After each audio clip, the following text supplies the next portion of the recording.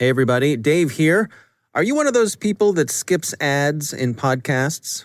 Of course, we like the ads because we have a lot of great sponsors and they help keep the lights on and great content coming to you every day. But we've got great news for the ad skippers among you.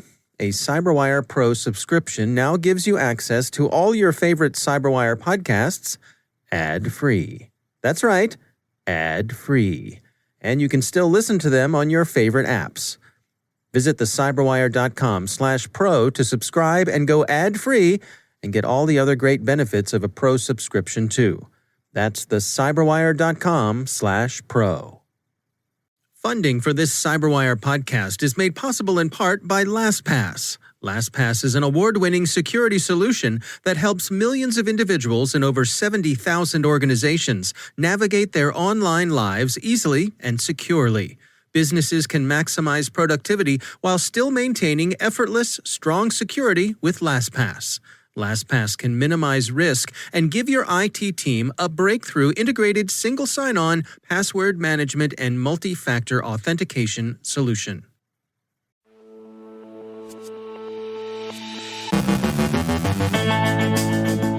Cozy Bear lived up to its reputation for quiet patience. Counting the cost of the SVR cyberespionage campaign, what do intelligence services do with all that data they collect? An Iranian influence campaign sought to foment U.S. post-election violence.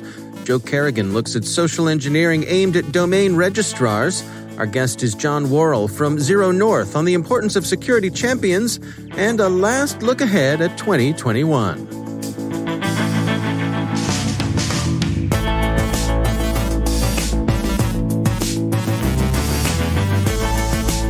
From the CyberWire studios at Data Tribe, I'm Dave Bittner with your CyberWire summary for Wednesday, December 23rd, 2020.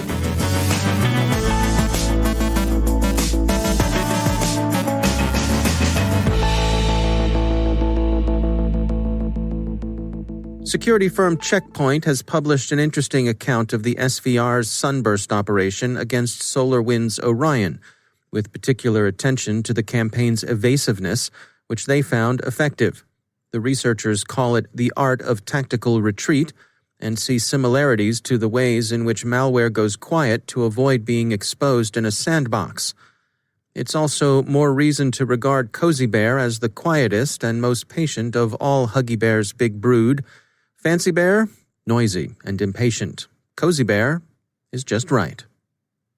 It will prove difficult to arrive at an accurate accounting of the damage and exposure associated with the SVR's successful cyberespionage campaign against U.S. targets. Recall that among Cozy Bear's take were a number of FireEye red teaming tools. Security company Qualys says it's found more than 7.5 million vulnerabilities associated with those tools among its customer base. And remember, none of the stuff taken from FireEye was a zero-day. Knowing one's own networks is a challenge, evidently, of Delphic proportions. Those curious about what an intelligence service might do with all the information they collect will find Foreign Policy's history of Chinese exploitation of its take of U.S. data instructive. Beijing's big espionage success was its penetration of the Office of Personnel Management and its use of the data it extracted to roll up the CIA's human agents collecting against China. The damage to U.S. intelligence was severe, the human cost heartbreaking. Whatever the SVR has obtained from its quiet months-long shuffle through American networks via SolarWinds Orion platform and other points of entry, it's likely to amount to a great deal more than what Beijing got from OPM. With this in mind, a Council on Foreign Relations essay argues that U.S. defensive and significantly offensive cyber capabilities remain under-resourced.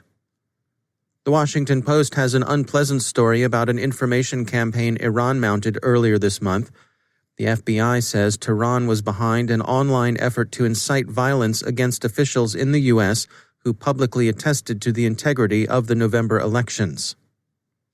The U.S. Cybersecurity and Infrastructure Security Agency has released a draft of the National Cybersecurity and Protection System Cloud Interface Reference Architecture. It will be open for comment until January 29th. We don't want to bury the lead, really, but we'd like to wrap this last regular daily podcast of 2020 with a final look through the glass and darkly into 2021. By consensus, in 2021, expect more pandemic stress, expect remote work to become so deeply ingrained that it will be hard for many to imagine returning to their old workplace, and expect the bears to snuffle here, there, and everywhere. When investors look at the coming year, what trends are they alert for in cybersecurity? We asked Yoav Liederstorf of YL Ventures what he thought the coming year would bring and how that would affect what investors would be looking for. In large part, he sees investors looking to the most pressing needs enterprise will face. Quote, "We see hackers exploiting new work-from-home vulnerabilities with attacks focused on supply chains, hospitals, insider data exfiltration, cloud apps, and code. Investors will continue to look for technologies that address these specific markets or close remaining gaps in cybersecurity, like XDR, which brings AI to threat detection and response and works across endpoints, networks, and cloud. But what is emerging now is to use security as a business enabler by moving it downstream to the code with DevOps-ready tools for developers to build in security for authorization, data protection, and access. Also looking outward, software-as-a-service app security is more important than ever and still presents interesting opportunities, as well as cybersecurity management platforms to help address the operational complexity of cybersecurity programs. Enterprises across the board are allocating significant resources towards software development. This widening attack surface is driving demand for solutions that can help security shift left, implementing security measures directly into the software development lifecycle. Application security is increasingly being owned by developers, leading to the need for security solutions tailored for those internal users." End quote. So customer demand will tend to flag investor interest. The massive and successful penetration of U.S. government networks by Russia's SVR has already had an effect on investment in the sector. Bloomberg notes that the incident has extended a moderate bull run in cybersecurity stocks, with analysts seeing an increase in security spending that augurs a powerful and long-term demand tailwind for the sector. So, finally, what do we wish for as we arrive at the last issue of our 9th year of publication? To all people of goodwill, we wish that all will be well, and that all manner of things will be well. But since goodwill isn't universal, we have a few more specific wishes. To CISA, we wish all success in mopping up the U.S. government's networks after the SVR hack. To the FBI, we wish many good collars of bad actors. And to NSA and U.S. Cyber Command, we wish, above all, good hunting. Bring home lots of virtual bear skins in 2021. Oh, and while you're at it, throw in some digital panda pelts and maybe some kitten fur as well. We know you've got it in you. But in the meantime, may all manner of things be well, and we'll see you in the new year.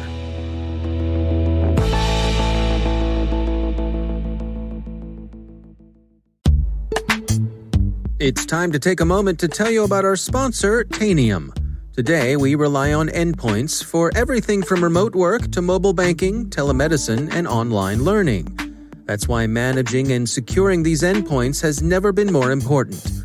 Tanium provides endpoint management and security built for the world's most demanding IT environments, providing real-time visibility, comprehensive control, and rapid response for endpoints across distributed operations. That's why all 6 branches of the U.S. Armed Forces and half of the Fortune 100 trust Tanium to secure and manage their IT operations. Want to try it for yourself? Visit Tanium.com/cyberwire to get a 14-day free trial of Tanium as a service. That's Tanium.com/cyberwire. And we thank Tanium for sponsoring our show.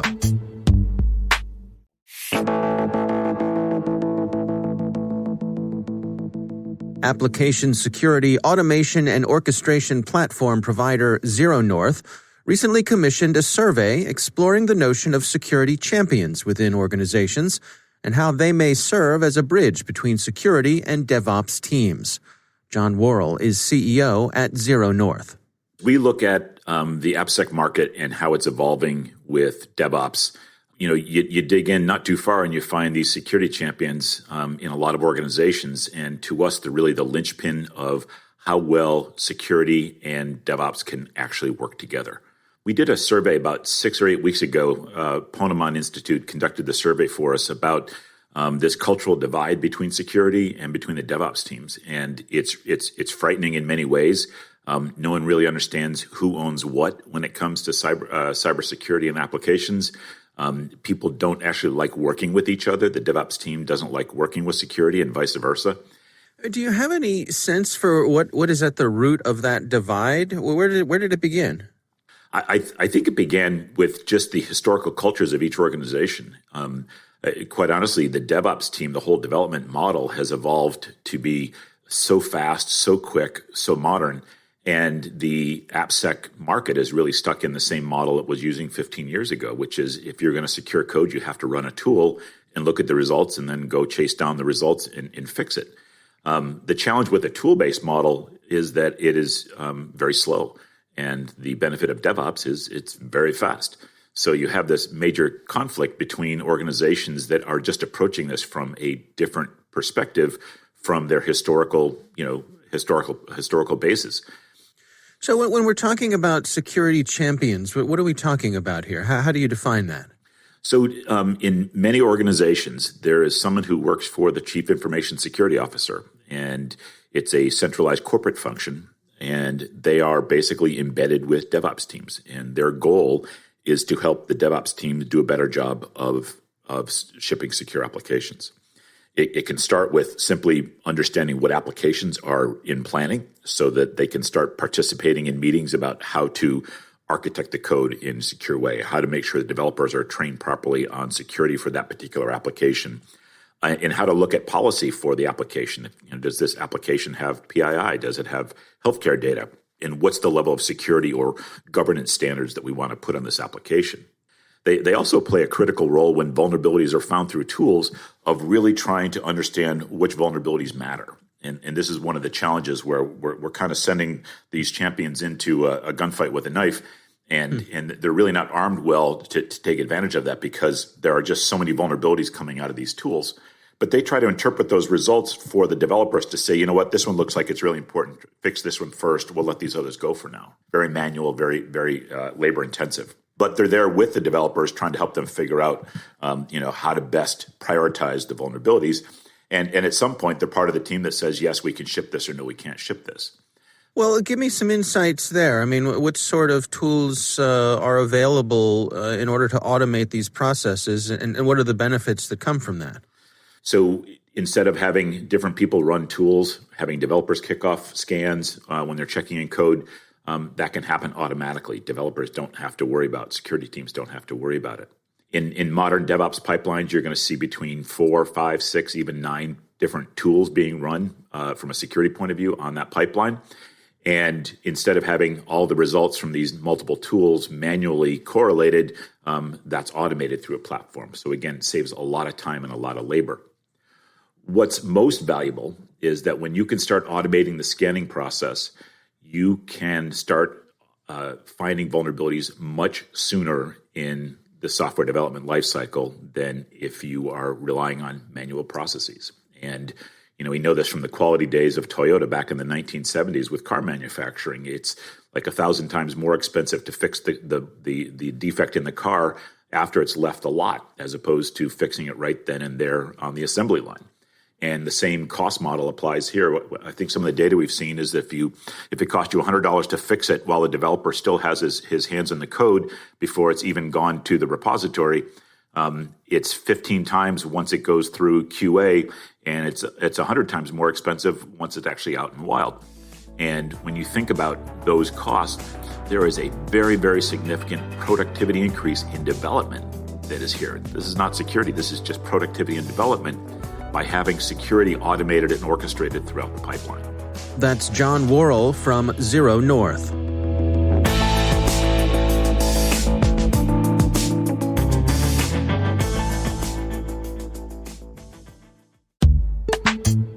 And now, a word about our sponsor, the Johns Hopkins University Information Security Institute, providing the technical foundations and knowledge needed to meet our nation's growing demand for highly skilled professionals in the fields of information security, assurance, and privacy.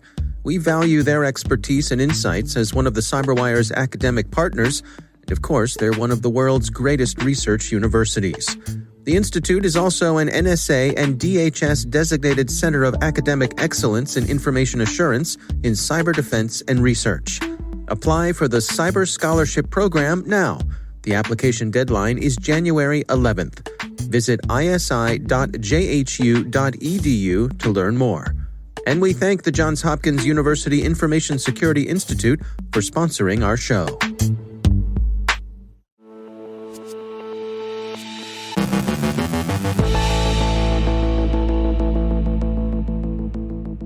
And joining me once again is Joe Carrigan. He's from the Johns Hopkins University Information Security Institute, also my co-host over on the Hacking Humans podcast. Hey, Joe. Hi, Dave.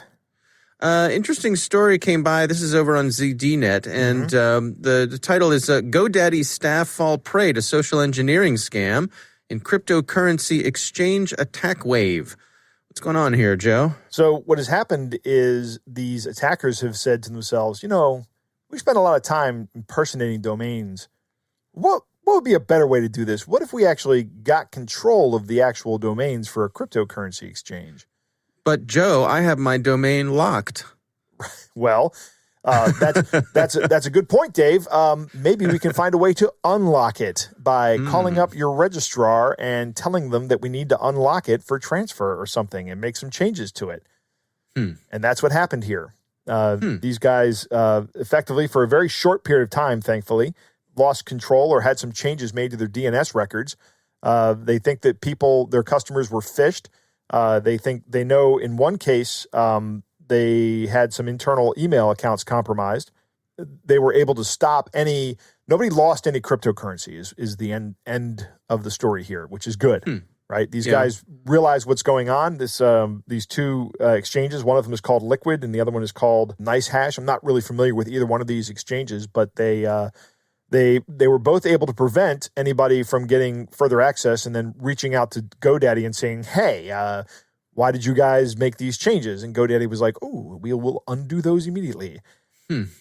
So the cryptocurrency exchanges had their own systems in place to alert them to changes, I suppose, at the domain level. They knew about it pretty quickly, and the attackers were not able to get in. And one of these guys froze their wallets, so they couldn't make any. They couldn't even access the wallets, so the currency was safe. Imagine being a customer of that exchange, and all of a sudden they say, "Our wallets are frozen right now. We can't do any transactions." You're like, "Oh, I have so much money here. Is this a scam? Is this yeah. That was probably a very harrowing 24 hours for a lot of people. But everything's back to normal now, so we can all breathe a sigh of relief, especially if you hold cryptocurrency on one of these exchanges. Yeah, and from the social engineering aspect of it, this seems to me to be a tough one to contend with because you can have multi-factor for your accounts, but there's always that human side where if you can get a human on the line and at a place like GoDaddy and somehow appeal to them, to their convince them that you are who you need to be for them to just do me a favor here. I'm doing my best. Oh, that didn't work. And these scammers, they know how to push those buttons. Right. If they can get into GoDaddy and change the domain registration, then they can convince you that you as the user of the exchange that you're logging into the legitimate site, and then they can turn around and log into the other site, to the legitimate site somehow, and maybe via IP address. Then they can do whatever they want. I'm sure that was their vision here, right? To move the cryptocurrency out of these exchanges into their own wallets. Fortunately, that did not happen, but it is social engineering almost all the way down. Yeah, it's interesting because, you and I over on Hacking Humans, we talk all the time about, being extra careful about checking to make sure that domain name is legit. Well, what if it is legit? What if it's legit? Actually the domain, Right. Somebody compromises the registrar. Yeah, if someone compromises a registrar like they did here, everybody's got a problem. But fortunately, these guys immediately realized what was going on, these two exchanges, and they rectified the situation and took the necessary actions internally to make sure their customers weren't damaged, which is great. Yeah. They did a good job. I wonder if you're GoDaddy or one of the other companies that's in this line of business, how do you contend with this? How do you process? It's all about process. You have good processes in place. You examine what the actual process is, and you don't let someone short circuit that process, and you make sure that they follow it. Again, though, it's that human. Hey, can you do me a favor? Right, exactly. It's our desire to want to help people that gets us into so much trouble. Geez, I'm going to lose my job if I don't get this worked out. Joe, can you just? I know you're not supposed to do this, but can you just make an exception just for me? Yeah, exactly. I'll bake you some cookies. Yeah, cookies, Dave. Right. Actually, I'm not really susceptible to that because my wife makes really good cookies. Okay. All right. Well, we'll come up with something else. Yes. All right. Well, Joe Carrigan, thanks for joining us. It's my pleasure, Dave.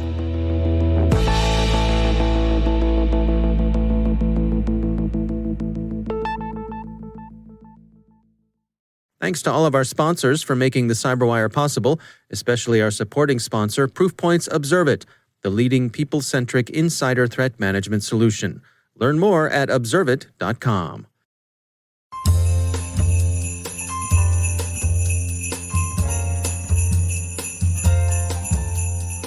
And that's the Cyberwire. For links to all of today's stories, check out our daily briefing at thecyberwire.com.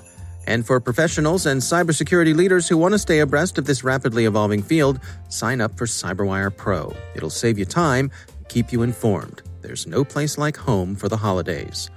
Listen for us on your Alexa smart speaker, too. This is our last daily podcast briefing for the year. We'll be taking a break over the holidays and we'll return January 4th. In the meantime, we'll be sharing highlights from past shows in our main CyberWire podcast feed, along with episodes of CSO Perspectives, our CyberWire Pro exclusive podcast hosted by Rick Howard. 2020 has been a heck of a year, and I'm sure I speak for many in saying I'll be glad to have it behind us. Despite the challenges, there have been a number of good things about 2020. Among them, for me, the opportunity to work with our growing team here at the Cyberwire. Before we sign off for the year, a few words about them. First, my fellow podcast hosts and on-air partners, Joe Carrigan, Ben Yellen, and Carol Terrio, bringing their personalities, insights, and expertise to our shows. It's my pleasure to share the mic with all of you. Rick Howard joined us this year as Chief Analyst and Chief Security Officer, as well as host of our CSO Perspectives podcast and our quarterly analyst webinars, and it's been great having access to the wealth of knowledge and experience he brings to our team. Our sales and client services team are Bennett Moe, Gina Johnson, and Nick Valecki. They make sure our advertisers are happy and getting the value they expect from our shows, and they do it with integrity and professionalism. Our development team are Chris Russell and Puru Prakash, who not only keep our in-house content management system up and running with our endless list of feature requests, but this year also built our CyberWire Pro offerings. No small feat. Stefan Vaziri led the product development and management of CyberWire Pro. Jennifer Iben and Kelsey Bond are producers for our shows, keeping the pipeline of guests and partners full while wrangling our editorial calendar. They also take care of our social media and events. Elliot Peltzman joined us this year as audio editor and has made all of our shows sound better than ever. He wrote us some kick-ass theme music, too. Our editorial team are Tim Nodar and our CyberWire editor-in-chief, John Petrick, who gather the day's news and distill it into the newsletters and podcast scripts I have the distinct pleasure of reading and sharing with you every day. We're thankful for the team at Data Tribe, who provide us with invaluable guidance and mentoring as our scrappy little startup grows. And of course, all of our partners and sponsors, without which we could not do what we do, and all of you for listening. We truly appreciate that you find the work we all do here valuable and continue to support us. Last but not least, thanks to our CEO and executive editor, Peter Kilpie, whose steadfast leadership has kept us on the right track despite the significant headwinds that 2020 threw at us. Being the boss is often a thankless job, and I know I speak for the entire team when I say how much we appreciate everything he does to support all of us every day. Have a safe, healthy, restful Christmas and holiday break, and we'll look forward to seeing all of you back here next year. On behalf of all of us here at the Cyberwire, I'm Dave Bittner. Thanks for listening.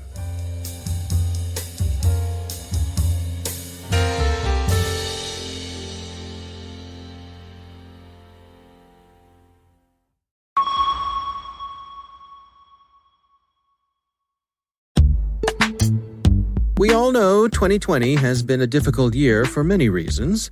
None of us want to add hacking victim to that list. Between working from home, virtual schooling, and online shopping, hacking is unfortunately at an all-time high.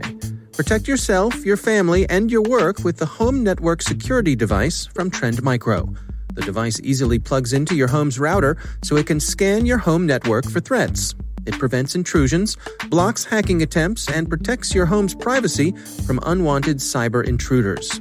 Home Network Security also provides you with an easy-to-use app so you can monitor activity on your devices, block malicious sites, or add parental controls that limit Wi-Fi usage.